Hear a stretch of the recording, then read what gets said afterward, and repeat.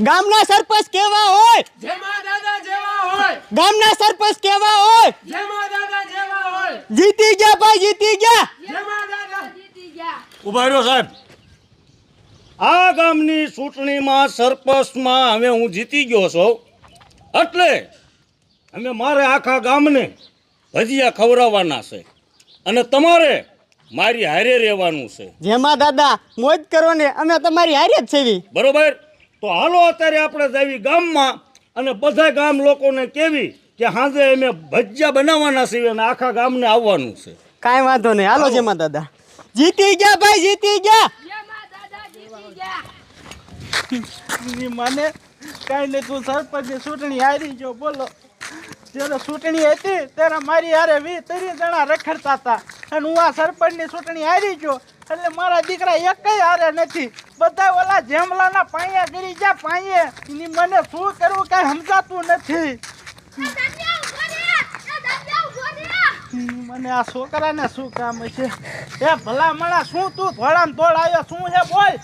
તે જાડિયા જેમણે સરપંચની ચૂંટણી જીતી ગયા ને એટલે આખા ગામને ભજીયા ખવડાવે છે. હું તો જાઉં ભજીયા ખાવા, હાલતા આવું હોય તો. તારી જાતના મહણિયા, તું મને ભજીયા ખાવાનું કેસ મને? હે તારો બાપ, તને ખબર છે કે હું એના સામે સરપંચની ચૂંટણીમાં ઊભો રહ્યો તો અને હું હારી ગયો અને હવે તું મને આ બળતરા કરવા લાવેસ? હે મને કહેશ કે હાલ ભજીયા ખાવા? તારો બાપ, મને એના ભજીયા ભાવે? હે તો હું જાઉં કે ન જાઉં? મને આમ તો જો પાછો મને પૂછે છે કે હું જાઉં કે ન જાઉં. તારો બાપ ચૂંટણી ટાણે તે મારા કેટલા ભજીયા ખાતા હતા અને તને હજી ભજીયા ખાવું થાય હે? અરે જાડિયા, મેં તો તને કીધું તું એ જેમલા હારે ચૂંટણી લાઈનમાં મેં કીધું નતું કે તું હારી જાય. તારી જીભ જેવી છે મહણિયા, કારી જીભ છે તારી, કારી જીભ. તું બોલ ને, એ સાચું જ પડે છે. હવે એની મને આ જેમલાનું કાંઈક કરવું જોઈએ. શું કરવું કાંઈ સમજાતું નથી. મને હરાયો, ઊંચો લઈને પડતો કર્યો, ઊંચો લઈને પડતો. એની મને આનું શું કરવું? આખા ગામમાં મારી આબરૂ કાઢી.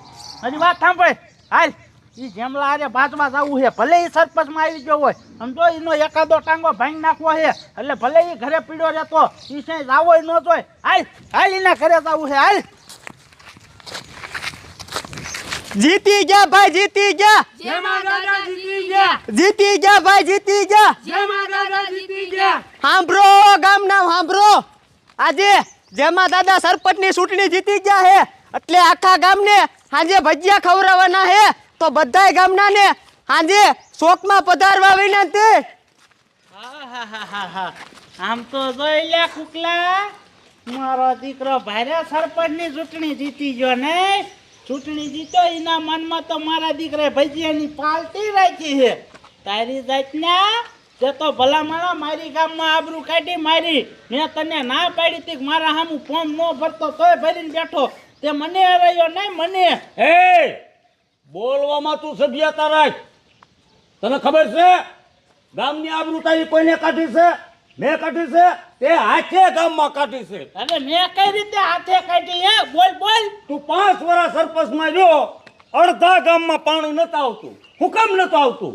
હું કામ નતું આવતું? તારે દેવું ન પડે પાણી બધાને? હું તો પાણી દેતો તો પણ ગામના ભરી નતા એકતા. હા ભૈરવાનો દીકરો ક્યાં થાશ? અમે ગામે થઈને તારી આબરૂ કાઢી છે, મેં નથી કાઢી. અને હજે તો હું સરપંચમાં જીતીને આવ્યો છું. જોજે ધીરે ધીરે ટાંકા વેતા થઈ ગયા પાણીના. વાતું કરે તું. એ તો ભાઈ થઈ જ જાય ને. એ 1-2 દી રહ્યું ને ટાંકા ભરશે પછી તો ટાંકાય બંધ થઈ જાય છે ને ગામના પૈસા ખાવા મળી છે. અને બીજી વાત સાંભળ, આ તો રાજકારણ કહેવાય. શું કહેવાય? આ રાજકારણ સમજી લેજે. આમાં હાર જીતની રમત આવે. હા હા, એ તો અમને બધી ખબર પડે હો. તે મને ઊંચો લઈને પડતો કર્યો નહીં. એ મેં નથી કર્યો, ગામે કર્યો. હે તે કાંઈ વિકાસ નથી કર્યો ને ગામમાં, એટલે એ મારે કાંઈ નથી સાંભળવું. તારી જાતના તને બહુ હવા છે નહીં. તું રે સાહેબ કહી દો તમને તમે. ઓય, અમે આયા ઉભા આવી તોય તું જેમાં દાદા હામો થાસ અને સભ્યતામાં વાત નથી કરતો. અમે ન હોય તો તું આ જેમાં દાદાના ટાટિયા ભાંગી નાખ ને. હે અહીંયા હાલ, અહીંયા હાલ. બોલો ને સાહેબ. બોલવાનો ક્યાં દીકરો થાસ? સાની માની નો વેતી નો થઈ જા, નકર તને જેલ ભેગો કરવો પડશે. સાહેબ શાંતિ રાખો. એ અત્યારે જે હું સરપંચમાં જીતીને જે ગામમાં આવ્યો છું એટલે મારે અત્યારે તને જાગવું નથી કહેવું. બાકી તું વયો જા. બાકી સાહેબને મારે કહેવું ન પડે કે આને જેલમાં ઉપાડો તમે. આ તો હે ને મને તારી માથે દયા આવે છે, નકર અત્યારે ને અત્યારે હું તને જેલમાં પુરાવે. અને ભાઈ આ ઓલો આંકવા હોય ને ત્યાં સુધી મારે સામું ન તાકતો. જા. કાંઈ વાંધો ને તને હું જોઈ લે. અરે ગમે ત્યાં હોરો પડી જાય છે, જવા દે. હાલો સાહેબ, આવા તો હાલ્યા જ આવે. હાલો હાલો જેમાં દાદા. ગામના સરપંચ કેવા હોય? જેવા દાદા જેવા હોય. તારો બાપ કુકલા એની મને પેલા તો સરપંચે મને સરપંચમાંથી હરાયો અને પછી આ પોલીસવાળા પાસે માર ખવડાયો. એની મને હવે આનું કાંઈ કરવું જોઈશે હો કુકલા. નકર તારો બાપ જો થોડાક દી હમણાં માયલું ને તો મને ઘર બહાર નહીં નીકળવા દે. મારે ઘર અંદર જ રહેવું જોઈશે, બજારે હાલે એવું નહીં રહે. આનું શું કરવું કાંઈ ખબર નથી પડતી. જાડિયા મારે તો એક મસ્ત આઈડિયો છે. હવે તારી પાસે શું આટી આવી છે? શું હે બોલ, એને કેમ સુધારવો? હું કહું ને એમ કરજે યાર. કા કેવો આઈડિયો છે? અરે કુકલા, બાકી તારી બુદ્ધિ હા હા હા હા. એ તું 100 નાનું છોકરું પણ 100 તું નાકનું બસું હો, મોરું ન પડ. તે કીધું ને એમ જ કરવું છે. હવે જો તું આખા ગામને ભજીયા ખવડાવે છે ને, એના ભાગમાં એક ભજીયું ન આવવા દઉં. તું જો કોઈને એક ભજીયું ન અડવા દઉં. તે કીધું ને એમ જ કરવું છે. હવે સમજો જેમલો સરપંચમાં છે ને એ ભાગશે, પછી પોલીસવાળાએ ભાગશે અને પછી ભજીયા ખાવાવાળાએ ભાગશે. તે કીધું ને એ વાત સાચી છે. હવે મારી વસ્તુનો હું ઉપયોગ કરીશ. એ મારો પારેલો હવે કેવો કામમાં આવશે તું જોજે. હાલ, તે કીધું ને એને અહીંયા મૂકી આવી. હાલ હાલ.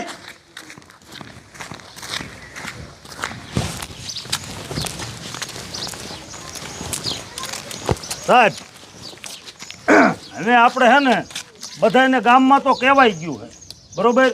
અને વી પછી જુવાડાને આપણે કહેવાય ગયું છે. એટલે આપણે અમે ઘરે જ આવી, બપોર સડાઈ ગયા છે, એટલે બધી ભજીયાની ને એ બધી તૈયારી કરવી પડશે.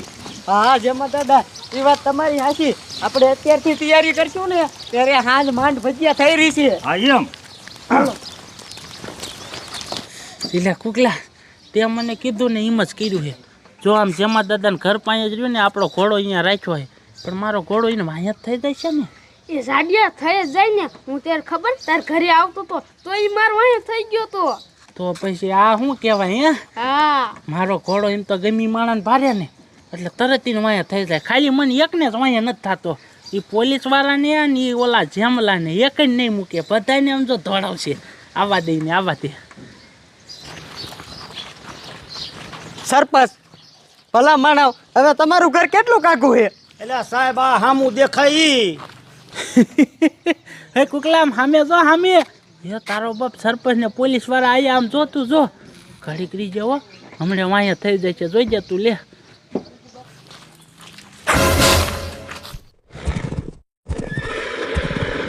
અરે બાપ રે સરપંચ, ઓલો ઘોડો તો આપણા સામું જ દોડ્યો આવે છે.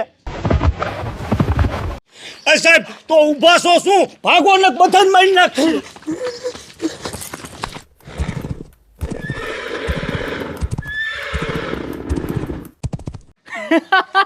હવે મજા આવશે, હવે મજા આવશે.